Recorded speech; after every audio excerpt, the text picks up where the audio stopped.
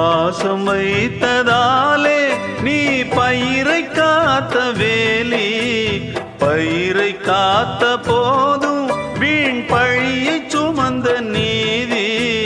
சாமி வந்து கேட்டிடுமா, வீண் பழியை தீர்த்திடுமா?